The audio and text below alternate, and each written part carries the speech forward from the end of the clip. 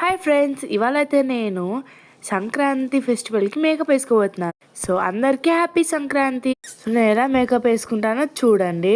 First అయితే నేను మంచిగా ఇలా కంఫర్ట్గా వేసేస్తే మంచి మేకప్ మంచిగా వేసుకొస్తుంది నాకు. సో మా మమ్మీ అయితే ఏదో క్రీమ్ ఇచ్చింది, ఆ క్రీమ్ అయితే పెట్టేసుకున్నాను. నేను మంచిగా దాన్ని బ్లెండ్ చేసేసి ఫేస్ పైన. అండ్ ఇప్పుడైతే పౌడర్ వేసేసుకుంటున్నాను.